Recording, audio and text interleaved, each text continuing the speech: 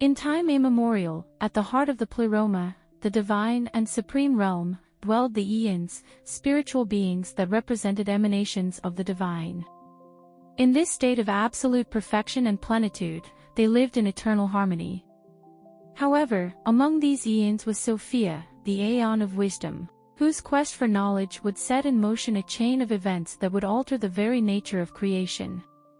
Sophia, being a being of boundless curiosity, longed to know and understand beyond the boundaries of the pleroma. In her quest for knowledge and self-discovery, she committed an act known as the divine affliction. In a moment of impulse, she separated a portion of herself and ventured beyond the limits of the pleroma. This act of separation and exploration gave rise to the creation of the material world. Sophia's emanation caused an imbalance in the pleroma, resulting in the emergence of a set of entities known as the Archons. These beings, created unintentionally and in imbalance, became the guardians and rulers of the material world. The Archons were imperfect and often malevolent beings. Their primary purpose was to keep humanity in spiritual ignorance and enslaved to the material world.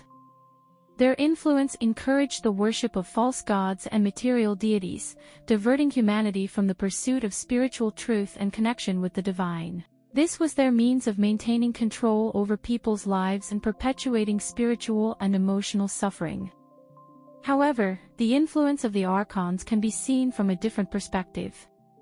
The constant harassment of the Archons can also be a catalyst for awakening self-awareness. The traps and detours created by the Archons are tests that, for those who overcome them without getting lost along the way, allow them to ascend to a new level of consciousness. Although the Archons present themselves as evil beings, their actions can rekindle the divine spark in those who were unaware of their existence. This occurs through the adversities that mortals face, which prompts them to seek a spiritual path. The relationship between the Archons and Sophia lay in the divine affliction she had caused. Sophia, by separating from the pleroma and venturing into the material world, had inadvertently created the Archons as a manifestation of her own imbalance and fall from divine plenitude.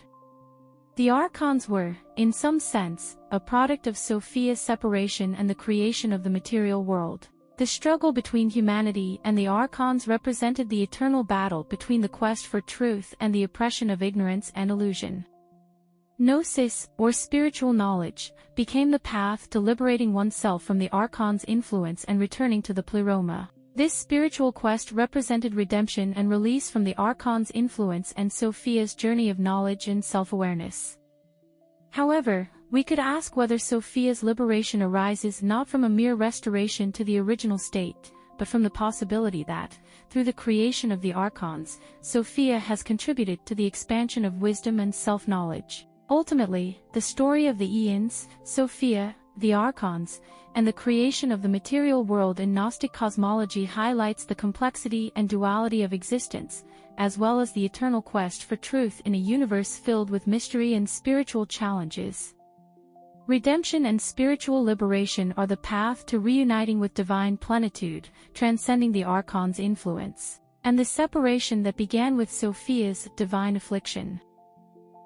Thank you very much for watching this video. Did you like this story? Leave it in the comments. If you liked it, please subscribe and like to support our channel. Until next time.